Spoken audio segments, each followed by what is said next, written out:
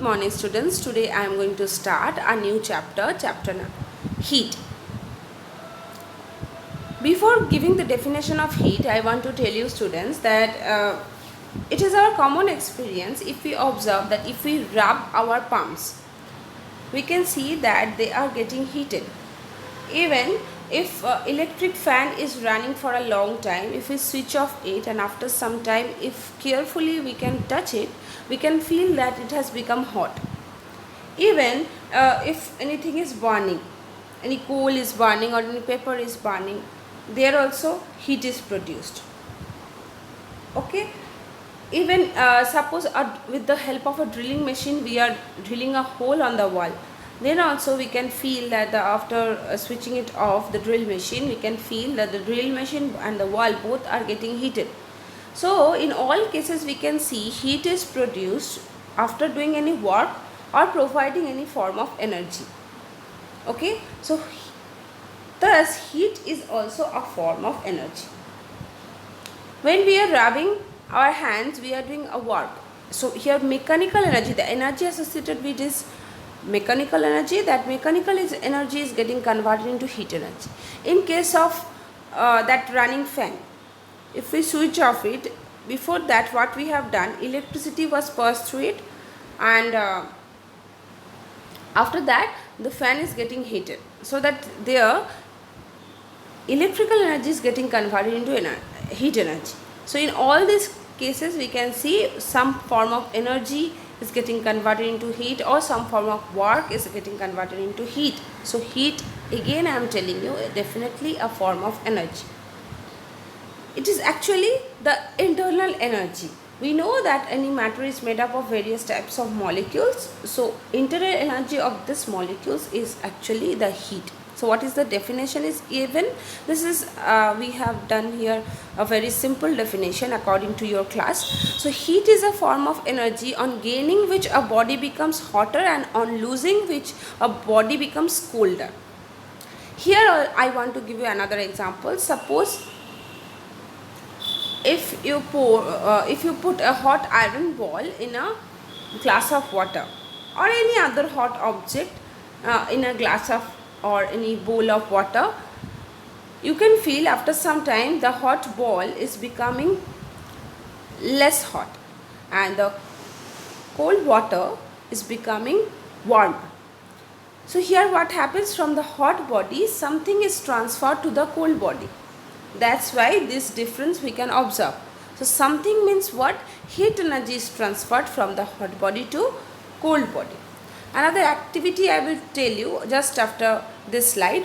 Here first of all I will explain units of heat. To measure heat, to express heat, we need to use unit. SI unit of heat is joule. When you are writing the full name of joule, make sure that you are starting with small letter JULE and within bracket you will write. If you are using the single letter, then you are writing capital J.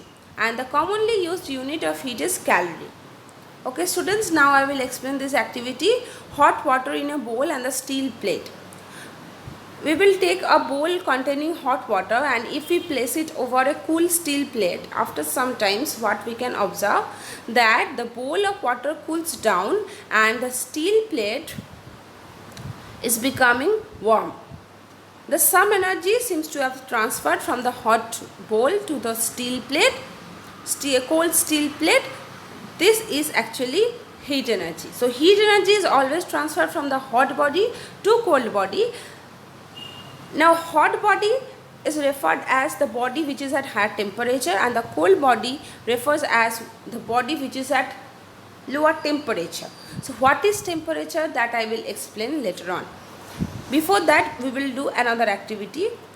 Here we have taken 3 bowls. Okay, in one bowl, in the first bowl you can see cold water is taken, in the middle bowl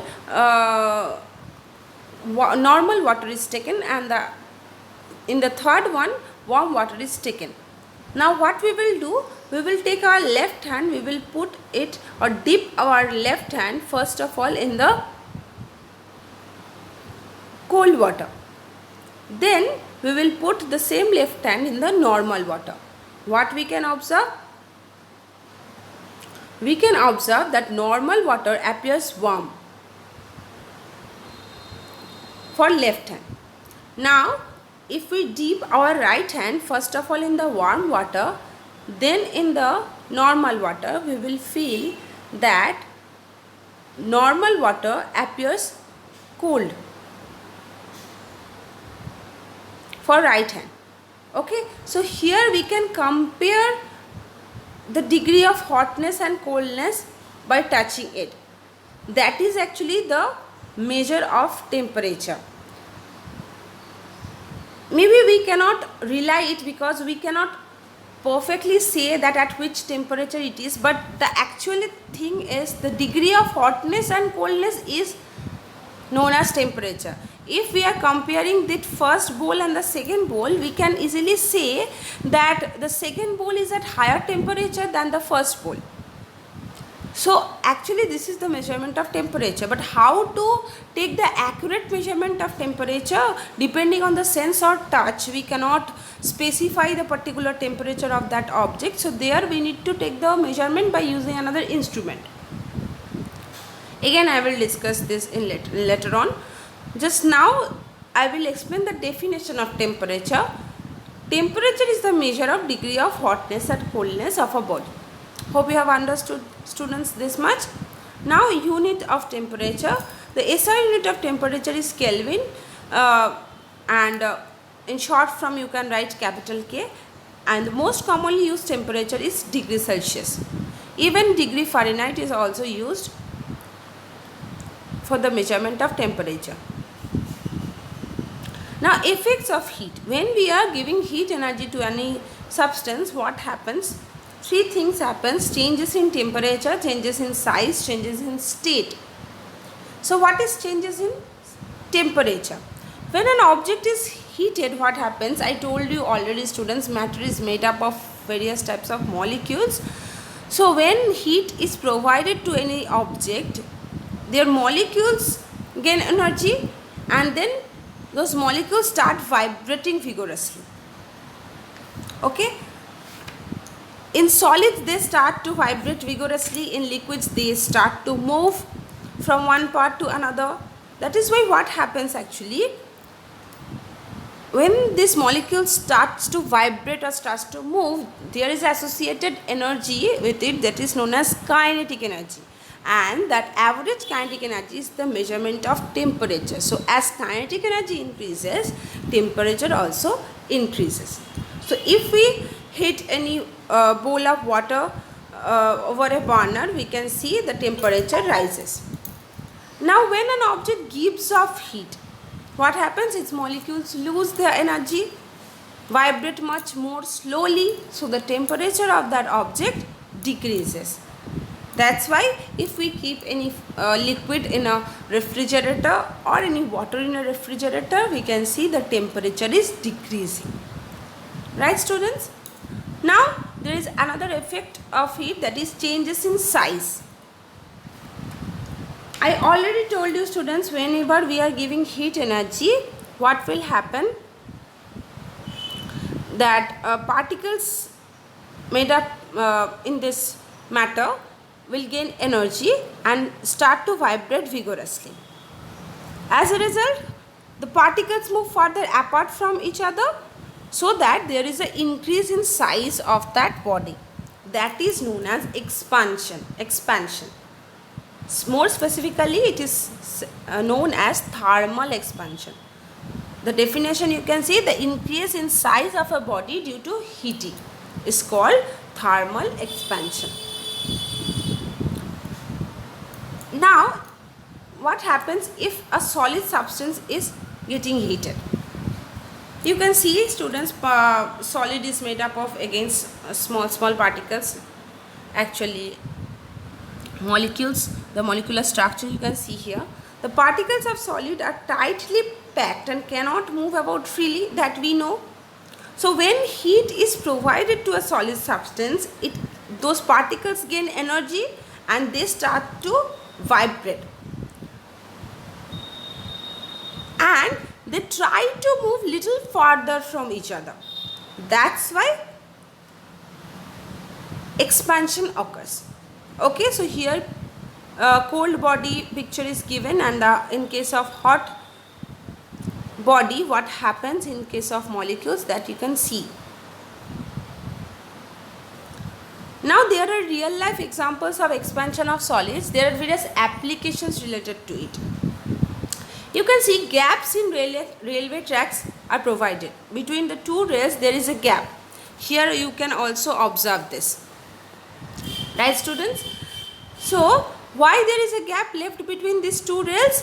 During hot summer days these rails are made up of metals, so they can expand. If they are expanding and if there is no gap between these two rails, what will happen? These rails can bend and derailment of trains can occur, accident can occur. That's why there is a gap left between these two rails. During hot summer days these two rails can expand and may fill the gap, and in winter season what will happen? They can contract and they can move further apart from each other. But here these two rails are joined by this fish plate. Okay, that nuts are there. These two rails are joined in this way.